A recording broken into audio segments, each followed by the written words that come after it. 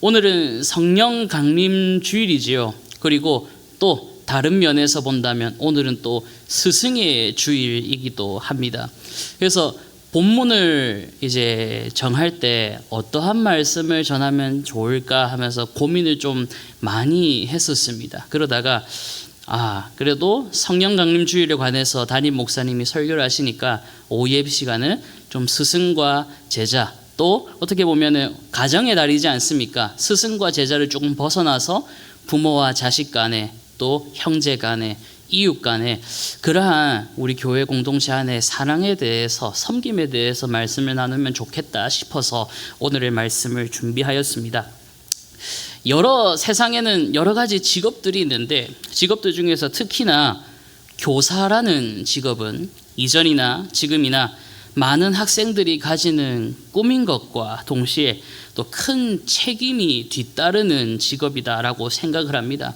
일반적인 회사의 직장인이나 공장에서 일하는 이런 분들 같은 경우에는 자신들에게 주어진 할당량을 채우기만 하면은 수익이 들어오지만, 교사에서 종사하시는 분들은 단순히 내가 먹고 사는 일을 위해서만 봉사하는 것이 아니라 다음 세대의 자녀들에게 어떻게 교육을 할 것인가, 어떻게 좋은 가치관과 좋은 습관과 좋은 영향력들을 남겨줄 것인가. 사실 자라나는 아이들에게 있어서 부모님들 다음으로 중요한 것이 저는 교사 선생님의 역할이다라고 생각을 하고 있습니다.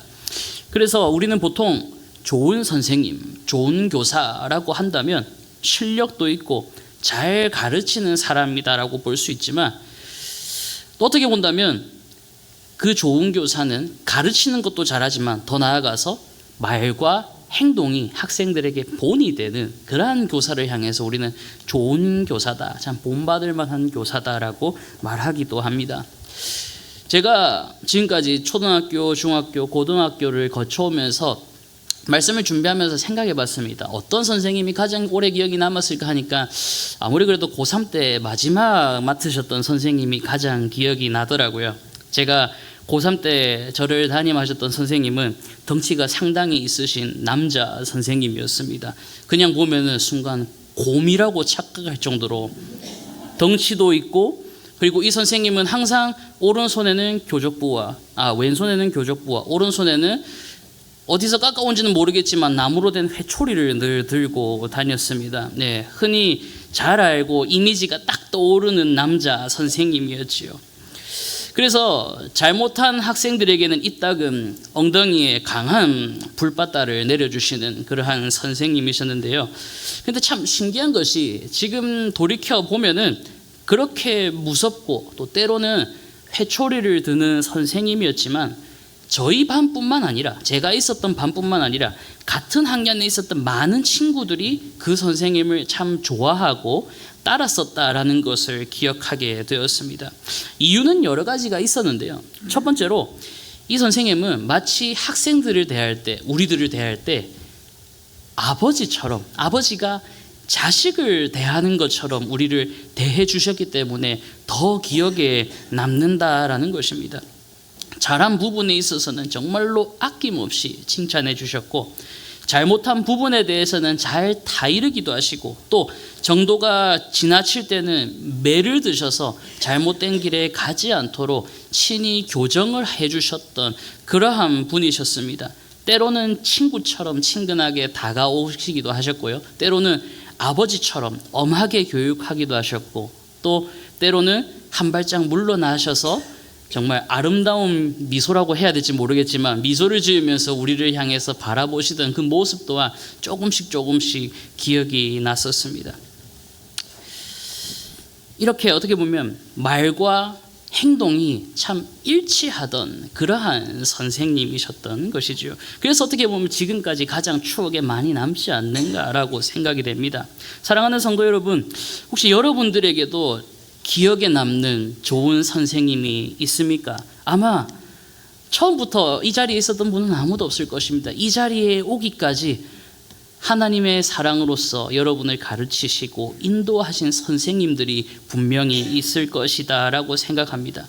그리고 오늘 말씀을 보면 우리의 최고의 선생이 되시는 예수님께서 그의 제자들을 향하여 그들을 사랑하는 마음으로 너희도 이와 같이 하라라면서 말씀을 주고 있는 것이죠.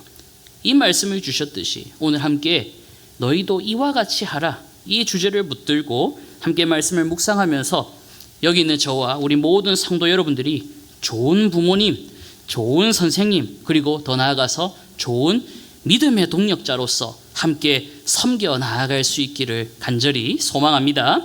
아멘.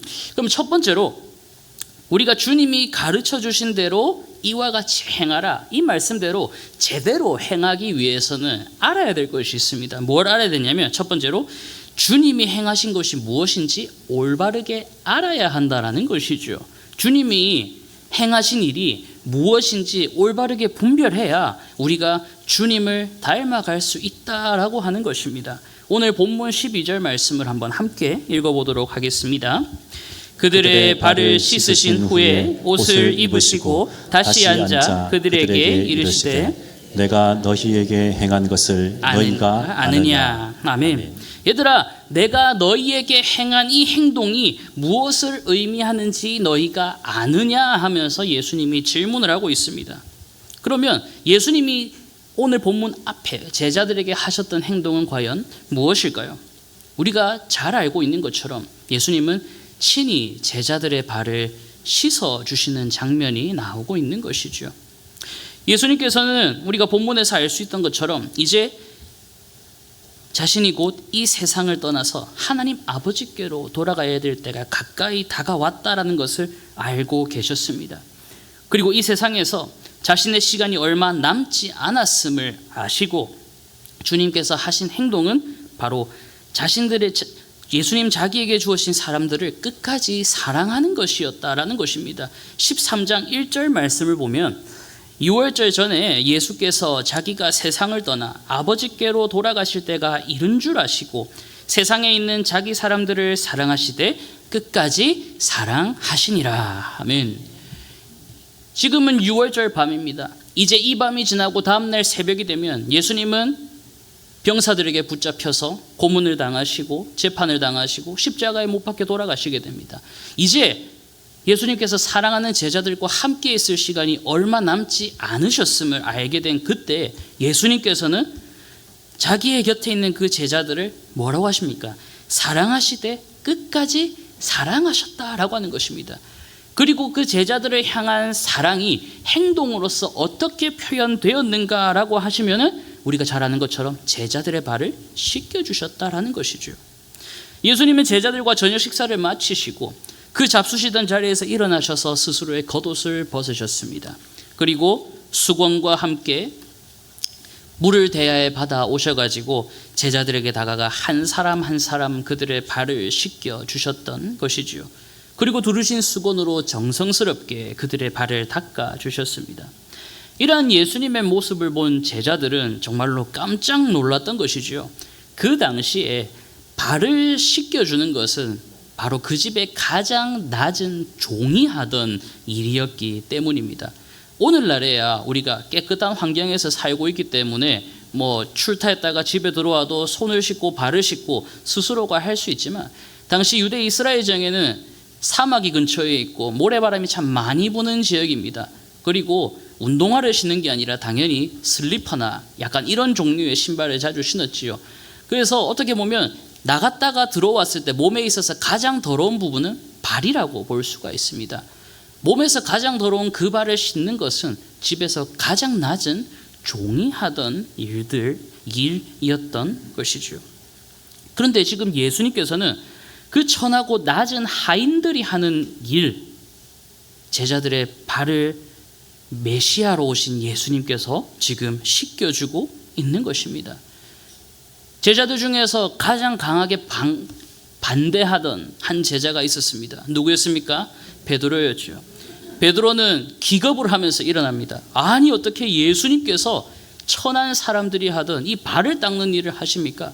절대 예수님께서는 제 발을 씻으실 수 없습니다. 닦으실 수 없습니다. 이렇게 말을 하니까 주님께서 말씀하십니다. 네가 지금은 알지 못하지만 이후에는 이게 어떠한 의미인지 알게 될 것이다 라면서 주님이 말하는데도 베드로는 완강하게 저는 절대로 받을 수 없습니다 라고 하죠.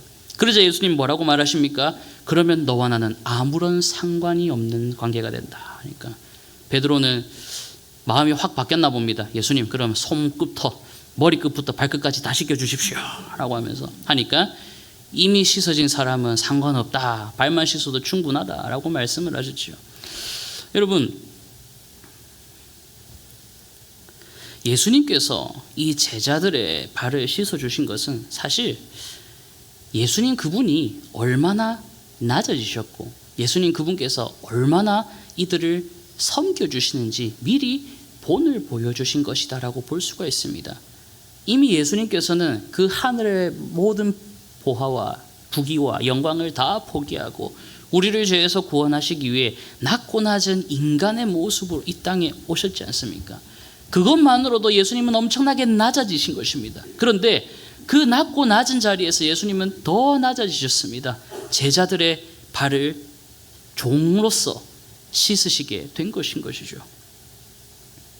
이처럼 예수님께서 제자들의 발을 씻어진 이 세족식에는 섬김과 사랑의 의미가 담겨 있다라는 것입니다. 이 세족식을 통해서 예수님은 우리에게 서로 섬기고 사랑해야 한다는 것을 가르쳐 주신 것입니다. 사실 세족식이 있었던 이 최후의 만찬의 날까지도 제자들은 어떻게 행동하고 있었냐면 누가 서로 높은가에 대해서 서로 열렬하게 다투고 토론하고 있었습니다. 그들의 마음속엔 항상 다른 친구들보다 다른 제자들보다 내가 더 높아져야지 이러한 마음만 가득했던 것이죠. 그들은 기대를 품고 있었을 것입니다. 이제 곧 예수님께서 저 예루살렘 성전에 들어가셔서 우리의 왕이 되신다면 예수님의 제자인 우리들은 한 자리씩 차지하게 될 건데 그러면 우리 중에서 누가 가장 높은 사람인가? 최후의 만찬이 있는 그날까지 제자들은 이 주제를 가지고 토론하고 싸우고 있었던 것입니다. 예수님은 이미 이 제자들의 모습을 아시고 여러 번 경고를 하셨지요. 어린아이와 같은 사람이 어린아이와 같이 나를 영접하는 자가 천국에서 큰 자다. 너희가 말하는 그런 것이 아니다. 나는 이제 곧 십자가에 달려 죽을 것이다 라고 여러 번 예수님께서 말씀하셨음에도 불구하고 제자들의 관심은 누가 더 높은지에 대한 것에 관심이 있었던 것입니다. 낮아지고 섬기는 것은 하지 않았던 것이죠. 사실 이 만찬식에서도 물과 수건이 준비되어 있었을 것입니다. 하지만 그 누구도 선뜻 먼저 나서서 다른 동료 제자들의 발을 씻어준 사람은 없었습니다. 만찬이 끝나고 예수님께서 섬기고 사랑의 본을 보여주시기 위해서 친히 수건을 두르시고 제자들의 발을 씻어주셨다라는 것이지요. 그렇다면 왜 예수님께서는 이렇게 제자들에게 섬김의 모습을 보여주셨을까요? 그 이유는 예수님께서 이 세상에 오신 목적이 바로 우리를 섬기기 위해서였다라는 것입니다. 우리 함께 마가복음 10장 45절 말씀을 함께 읽어보도록 하겠습니다. 인자가 온 것은 섬김을 받으려 함이 아니라 도리어 섬기려 하고 자기 목숨을 많은 사람의 대속물로 주려 함이니라. 아멘. 사랑하는 성도 여러분, 우리가 나를 좋아하고 나에 대해서 우호적인 사람들을 사랑하는 것은 참 쉽지요. 어렵지 않습니다. 나에게 관심이 있고 나를 좋아하고 나와 좋은 관계를 맺고 있는 사람들과의 관계는 어렵지가 않습니다. 하지만 나의 뒤에서 욕을 하고 나를 미워하고 끝내는 배신하는 사람을 향해서 과연 우리는 그를 용서하고 사랑하는 마음을 품는 것이 쉽다고 여겨질까요? 쉽지 않을 것입니다. 나를 미워하고 배신하는 사람을 사랑하는 것은 너무나 어려운 일입니다. 아니 어떻게 보면 불가능하다고 생각할 수도 있을 것입니다. 그렇기 때문에 오히려 예수님의 이 사랑은 세상의 기준을 뛰어넘는 사랑이다라고 볼 수가 있는 것이죠. 우리가 잘 알고 있는 것처럼 예수님을 팔아넘기는 배신자 가룟 유다는요, 성찬식에도 참여를 하였고 예수님께서 발을 닦아주시는 세족식에도 참여를 했었습니다. 예수님은 가룟 유다의 계획을 다 알고 계셨습니다. 그럼에도 그 제자의 더러운 발을 씻겨주셨던 것이지요. 왜 그러셨겠습니까? 예수님께서는 유다가 배신할 것을 알고 계셨지만 그럼에도 불구하고 그를 사랑하셨기 때문입니다. 아까 전에 읽었던 13장, 조금 전에 읽었던 13장 1절의 말씀처럼 곁에 있던 사람들을 사랑하시니 끝까지 사랑하시다. 이 말은 가룟 유다도 포함되어 있었다라는 것이죠. 예수님을 배신하고 그의 발등에 칼을 꼽아 놓는 그 유다에게도 예수님은 끝까지 사랑하시고, 말씀을 읽어보면 계속해서 눈치를 주고 있습니다. 돌아와라고. 너희 중에서 나를 배신할 자가 있다. 너희 모두가 다 하게 하는 말이 아니다. 그 말을 들었을 때 유다는 깨달았을 것입니다. 아, 나에게 하는 말씀이구나. 하지만 유다는 끝까지 예수님께로 돌아오지 않고 악한 길로 걸어갔던 것이지요. 그것을 아시고도 예수님은 유다를 끝까지 사랑하셨다라는 것입니다. 사랑하는 성도 여러분, 오늘 우리의 모습은 과연 어떠합니까? 교회 안에서 모든 공동체가 서로 사랑하고 아끼고 섬기면은 얼마나 좋겠습니까? 하지만 교회 안에 있는 모든 공동체가 서로 사랑하는 것은 아닙니다. 서로 섬기는 것은 아닙니다. 서로 아끼는 것은 아닙니다. 우리는 연약하기 때문에 때로는 미워하기도 하고, 때로는 질투하기도 하고, 때로는 싸우기도 하고 대적하기도 합니다. 하지만 그럼에도 주님은 먼저 본을 보여주시면서 스스로 낮아지는 모습을 우리에게 보여주셨던 것처럼 오늘 우리를 향해서 너희도 이와 같이 하라 라고 말씀하고 있는 것입니다. 비록 우리 안에 때로는 다툼이 있고, 때로는 미움이 있고, 때로는 대립하는 관계가 있다라고 할지라도 예수님께서 끝까지 그의 제자들을 사랑하시고 끝까지 그들에게 마음을 품으셨던 것처럼 오늘 우리 또한 우리 안에 있는 모든 공동체 안에서 비록 내 마음에 들지 않고 때로는 싸우기도 하고 때로는 너무나 나를 힘들게 하는 사람이 있다라고 할지라도 그 또한 예수님처럼 사랑함으로써 나아갈 수 있는 저와 우리 모든 성도 여러분들이 되시기를 간절히 소망합니다. 물론 사랑하는 건 참 어렵지요. 속에서 막 열불이 올라올 때도 분명 있을 것입니다. 네. 뭐 반응이 있는 거 보니까 그런 마음이 많으신 것 같네요. 맞죠? 근데 예수님을 기억합시다. 예수님은 오늘 이처럼 죄악 덩어리인 나도 사랑하시고 용서하셨지 않습니까? 이런 나조차도 예수님은 용서하시고 사랑하셨는데 내가 용서를 못하겠습니까? 예수님이 이처럼 죄악 덩어리인 나도 용서하셨는데 내가 저 사람을 용서 못하겠습니까? 주님처럼 나도 겸손하게 그저 주님의 사랑으로서 용서하고 배려함으로써 아름다운 공동체를 세워나갈 수 있는 우리 제3영도 교회가 될 수 있기를 간절히 소망합니다. 그리고 두 번째로 우리가 이렇게 겸손히 사랑으로 섬기며 행할 때 우리는 무엇을 얻을 수 있냐면은 복을 얻을 수 있다라고 주님은 말씀하고 있습니다. 너희가 이를 알고 이처럼 행할 때 복이 있다라면서 주님께서 말씀하고 있지요. 본문 16절과 17절 말씀을 함께 읽어보겠습니다. 내가 진실로 너희에게 이르노니 종이 주인보다 크지 못하고 보냄을 받은 자가 보낸 자보다 크지 못하나니 너희가 이것을 알고 행하면 복이 있으리라. 아멘. 제자들의 발을 모두 씻으신 예수님은 옷을 입으시고 앉아서 제자들에게 예수님께서 하신 것처럼 행하라 라면서 말씀하였습니다. 그리고 예수님은 보냄을 받은 자가 보낸 자보다 결코 크지 못하다. 이 말은 예수님이 스승이지 않습니까? 너희는 제자고 나를 선생이라 부르고 그렇기 때문에 너희는 내가 했던 것처럼 섬기며 나아가야 한다. 보내는 자가 보냄을 받은 자가 보낸 자보다 크지 못하다. 제자가 스승을 결코 뛰어넘을 수 없다라고 말씀하시는 것이죠. 내가 먼저 너희에게 본을 보였으니 너희도 이렇게 섬기라 라면서 말씀하시는 겁니다.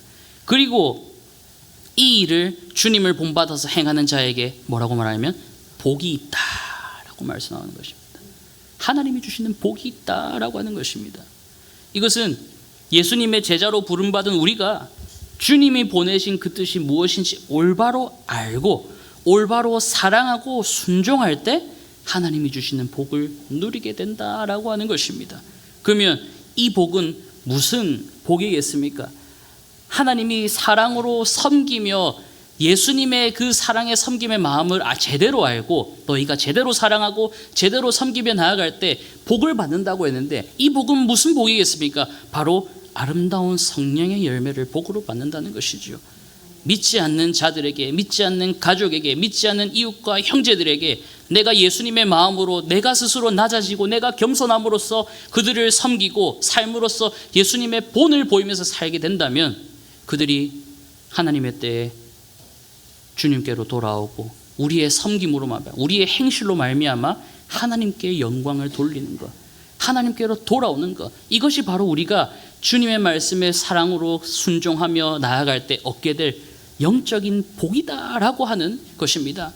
사랑하는 성도 여러분, 우리가 이 땅에서 육적으로 누릴 복도 참 중요하지만 이처럼 영적인 열매를 맺는 복을 누릴 수 있기를 간절히 소망합니다.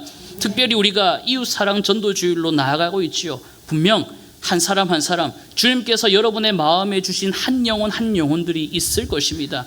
이들을 향해서 우리가 어떻게 나아가야 되겠습니까? 평소와 똑같이 그저 물에 물 탄 듯 술에 술 탄 듯 나아가는 것이 아니라 평소와 다르게 사랑하고 겸손하게 섬기고 가까이 대하고 예수님의 사랑을 몸소 실천함으로 보여줌으로 말미암아 그 사람이 교회 다니는 게 다르구나, 예수님 믿는 게 정말 다르구나, 이것을 알고 주님께로 나올 수 있다면 그것이 우리가 누릴 수 있는 최고의 큰 축복이자 복이 되지 않겠습니까? 이번 이웃사랑 전도주의를 준비하면서 여러분들이 마음에 품고 나아가는 그 한 영혼을 위해 예수님의 사랑을 품고 겸손히 다가갈 수 있는 우리 모든 성도 여러분들이 되시기를 간절히 소망합니다.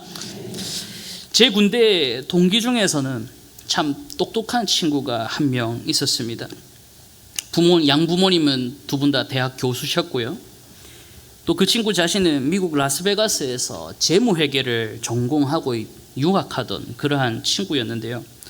본가도 서울의 분당에 위치해 있었습니다. 제가 태어나서 부자는 그 친구가 최초였습니다. 뭔가 다르더라고요. 살아가는 모습도 다르고 생각하는 거와 말도 다르더라고요. 깜짝 놀랐습니다. 예. 라스베가스에서 재무회계도 하면서 유학하면서 일하고 있는데 집은 분당에 살고, 딱 한번 찾아가 봤는데 집이 주택인데 3층짜리입니다. 지하 주차장, 1층 마당, 2층 자기랑 동생 방. 집도 엄청 넓더라고요. 조금 부러운 마음도 살짝 들기는 들었었습니다. 그런데 이 친구도요, 부모님을 따라서 교회에 다니고 예수님을 믿는다라고 말했던 친구였거든요. 똑똑하니까 책도 많이 있습니다. 군대에 있으면서 책을 그렇게 읽는 친구는 처음이었습니다. 한 달에 한두 권씩 꼭 책을 주문해 와가지고 앉아서 책을 읽더라고요. 그래서 너 교회 다닌다며, 예수님 믿는다며, 성경책은 안 읽니? 이렇게 물었더니 성경은 모든 책의 정점에 있는 것이기 때문에 다른 책들을 많이 읽어본 다음에 읽어야 된다. 논리가 되는 것도 같기도 하고 아닌 것 같기도 하고, 하여튼 좀 독특한 그러한 친구였습니다. 그리고 얼마나 똑똑했는지 군대에 있으면서 하버드 대학 합격을 해가지고 제대하고 1년 뒤에 하버드 대학에 들어간 친구이기도 합니다. 근데 지금 연락 안 합니다. 참 대단한 친구고, 앞으로 살면서 이런 친구 또 한번 만나볼 수 있을까라는 생각이 들 정도로 참 멋진 친구였는데, 근데 이 친구가 성경도 알고 교회도 다니고 예수님을 믿는다고 하는데 사는 모습을 보면 뭔가 좀 아리까리한 겁니다. 보는데 예수님을 믿지 않는 사람들하고 너무나 똑같은 삶을 살고 있었던 것이죠. 술도 마시고요. 예. 불순한 성관계도 하고, 이런 말하면 될지 모르겠는데 룸살롱도 가고 예. 미국에 살아서 그런지 좀 많이 개방적이었습니다. 미국에서 또 도박장도 다녀봤다고 저에게 더스레 자랑을 하곤 했던 그러한 친구인데요. 이렇게 좀 자기 자랑이 좀 심하던 그러한 친구였습니다. 그래서 이 친구가 자기도 교회 다니고 예수님을 믿는다고 처음 말했을 때는 좀 깜짝 놀랐습니다. 하는 행동이 전혀 믿는 친구가 아니었거든요. 그런데도 나 그래도 교회 다녀, 나 예수님 믿어 라고 말하는데 삶은 전혀 딴판이었다라고 하는 것이죠. 지금은 어떻게 사는지 모르겠지만 만약 그 친구가 진심으로 회개하고 다시 예수님께로 돌아오지 않았다면 그 친구가 가지고 있는 능력과 그 부요함과 이런 것들이 과연 무슨 소용이 있겠습니까? 지금은 이름도 조금 가물가물하지만 가끔 생각이 날 때마다 그 친구가 진실로 예수님을 만나서 변화될 수 있기를 기도하고 있습니다. 사랑하는 성도 여러분, 이렇게 우리는 지식으로만, 교회 다닌 연수로만, 예수님을 머리로만 알면은 안 된다라고 하는 것입니다. 마음으로 성령을 받아서 예수님의 제자된 삶을 살아가는 그러한 우리 모두가 되기를 간절히 소망합니다. 그저 교회 오래 다녔다고, 내가 성경 좀 많이 읽어봤다고, 내가 머리로 예수님에 대해서 잘 알고 있다고 지식만 쌓으면 뭐합니까? 삶이 변하지 않으면 그게 대체 무슨 소용이 있겠습니까? 예수님께서 제자들에게 너희도 이와 같이 하라라는 것은 머리만 헛똑똑이 되라는 말이 아니라 예수님의 말씀대로 순종하는 삶을 살아라라는 것이었습니다. 사랑하는 성도 여러분, 오래 교회 다녔지 않습니까? 그러면 우리의 삶이 그리스도인의 삶이 되기를 간절히 소망합니다. 남들에게 뭐 비교하고 이럴 거 필요 없습니다. 내가 잘하면 됩니다. 나만 잘하면 됩니다. 남들 거 뭐 잘하든 말든 신경 쓰지 마십시오.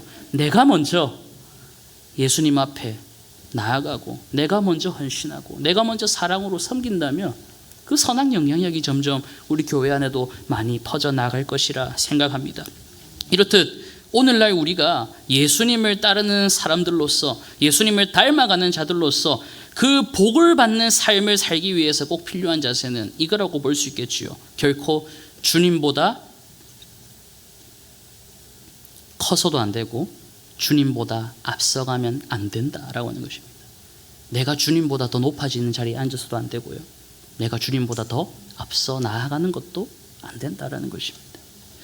오늘날도 보면 예수님을 믿는다라고 말을 하면서 하나님의 뜻에 순종하며 나아가기보다 내 기분에 막 흥분해가지고 내 기분 따라 막 앞서 나가려고 하는 사람들이 의외로 많습니다.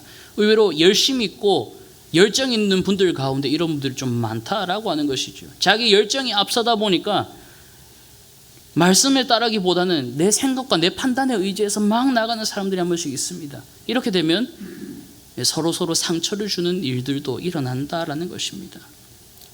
그리고 그것은 불순종과 교만으로 이어진다라는 것이죠. 이러한 불순종과 교만을 끊어내지 못한다면 오늘 본문에 누구와 같은 선택을 하게 될 것 같습니까? 가룟 유다와 같은 잘못된 선택을 하게 된다라는 것입니다. 오늘 본문 18절 말씀을 한번 함께 읽어보겠습니다. 내가 너희 모두를 가리켜 말하는 것이 아니니라. 나는 내가 택한 자들이 누구인지 알미라. 그러나 내 떡을 먹는 자가 내게 발꿈치를 들었다 한 성경을 응하게 하려는 것이니라. 아멘. 이 18절 말씀은 참 가슴 아픈 그러한 말씀입니다. 가룟 유다의 배신을 염두에 두신 그러한 말씀인데요. 3년 동안 함께 생활했던 제자의 배신은 예수님의 마음을 참 아프게 하였습니다. 그래서 예수님께서도 21절에 심령이 괴로워라고 표현을 하였던 것이죠. 주님께서는 12명의 제자들의 발을 다 씻어주셨습니다. 유다도 포함되었습니다. 유다의 발을 씻어주면서 그의 발을 대충 씻어준 것도 아니고요. 그의 발을 씻을 때 표정을 찡그리시지도 않았습니다. 덤덤하게 동일하게 다른 제자들과 똑같이 유다를 대하셨습니다. 그럼에도 불구하고 유다는 내 떡을 먹는 자가 내게 발꿈치를 들었다라는 말처럼 예수님을 배신을 하는 것이죠. 이 말씀은 시편 41편 9절의 말씀이 응한 것인데요. 우리 시편 41편 9절 말씀을 함께 읽어보겠습니다. 내가 신뢰하여 내 떡을 나눠 먹던 나의 가까운 친구도 나를 대적하여 그의 발꿈치를 들었나이다. 아멘. 예수님께서는 여러 번 직간접적으로 유다에게 기회를 주셨습니다. 발을 씻어 주실 때, 떡을 나눠 주실 때, 그 순간 외에도 예수님이 하시는 말과 행동으로 인해서 다른 제자들은 눈치채지 못했지만 은연중에 유다는 알았을 것입니다. 아, 이것이 나에게 하는 말씀이구나. 주님이 다 알고 계시구나. 그러면은 무엇을 선택해야겠습니까? 예수님, 제가 잘못했습니다. 제가 그 사람입니다 하면서 회개해야지 당연한 행동이지 않겠습니까? 하지만 유다는 아무런 말도 하지 않고 아무런 동료도 하지 않고 그대로 예수님에게서 떡을 받고 그 자리를 나가버립니다. 유다는 돌이키지 않는 실수를 범하게 된 것이지요. 그런데 여러분, 사실 베드로의 배반과 유다의 배반을 비교해 보자면 사실은 누가 더 크게 배반했을 것 같습니까? 유다가 더 크게 배반을 했을까요? 베드로가 더 크게 배반을 했을까요? 겉모습을 겉으로만 보았을 때는 베드로가 더 큰 잘못을 하였습니다. 왜냐하면 유다는 그래도 예수님의 면전에 대고 저주는 하지 않았습니다. 근데 베드로는 어떻습니까? 다짐을 했죠. 예수님, 제가 결단코 예수님 배신하지 않겠습니다. 내가 죽으면 죽으리다 하면서 얘기를 했다가 어떻게 됐습니까? 가야바의 그 집 앞에 불 쬐고 있다가 예수님 3번을 부인하는데 마지막에는 예수님의 이름을 저주하면서 부인을 합니다. 그리고 예수님의 이름을 마지막 3번째로 저주하면서 부인할 때 예수님과 눈이 마주쳤습니다. 그리고 깨달았죠. 이게 예수님이 말씀하신 거구나. 그리고 베드로는 곧장 달려나아가서 엉엉 울면서 회개하는 모습을 보여주지 않습니까? 이것이 바로 베드로와 유다의 차이였습니다. 베드로는 자신의 죄를 깨닫자마자 뛰쳐나아가서 엎드려서 회개하였습니다. 근데 유다는요, 자신의 잘못을 깨달았음에도 불구하고 그 길을 멈추지 않았습니다. 회개하지 않았습니다. 자신의 뜻과 고집대로 그대로 밀고 나아갔습니다. 그리고 나중에 뒤늦게 후회하지요. 뒤늦게 후회하는 것으로 그의 삶은 너무나 비참한 결과를 맞이하게 되었던 것입니다.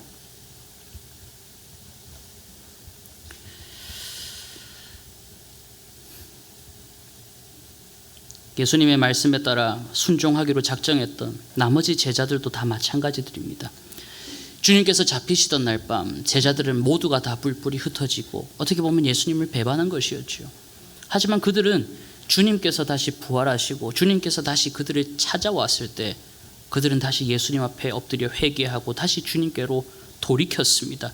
다시 주님께로 돌아와서 그 이후에 더 큰 사역을 감당하게 되었습니다. 오늘 본문 마지막 20절을 함께 읽어보도록 하겠습니다.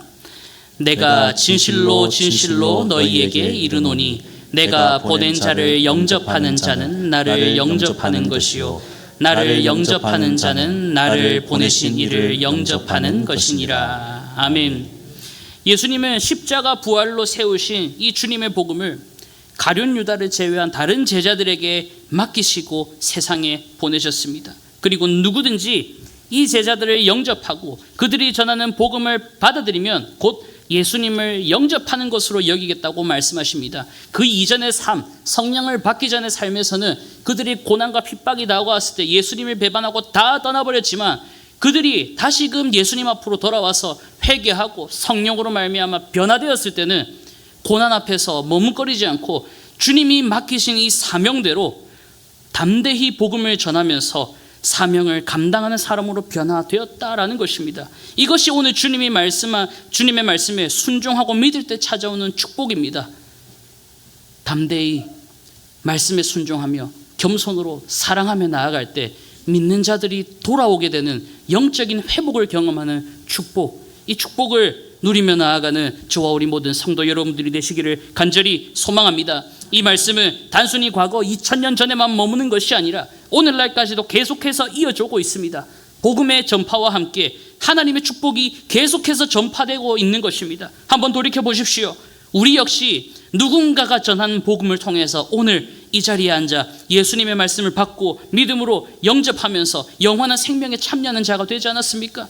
누군가가 전한 그 복음 때문에 오늘 우리는 이 믿음의 자리에 서 있는 것이 아니겠습니까? 사랑하는 성도 여러분,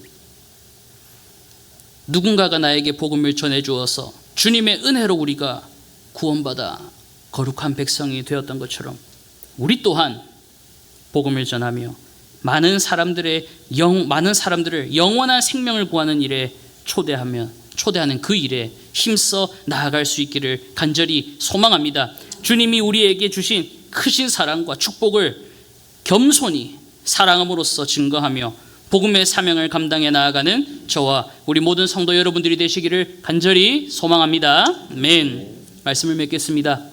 사랑하는 성도 여러분, 예수님께서는 잡히시기 전날 밤 제자들의 발을 씻어 주셨습니다. 그리고 너희도 이와 같이 행하라 말씀하셨지요. 이것은 스승이자 모든 것의 주인이 되시는 예수님께서 친히 낮아지시고 섬기는 모습을 제자들에게 본으로서 보여주신 것입니다. 심지어 주님을 배신한 가룟 유다에게도 마지막까지 주님은 사랑으로 그의 발을 씻기시고 떡을 떼어주셨습니다. 오늘날 예수님의 제자로 살아가는 우리 또한 이 주님의 마음을 본받기를 간절히 소망합니다. 오늘날 나 스스로를 주장하는 사람들, 나 자신의 생각과 뜻대로만 주장하고 남에게 아픔을 주는 사람들이 얼마나 많이 있습니까?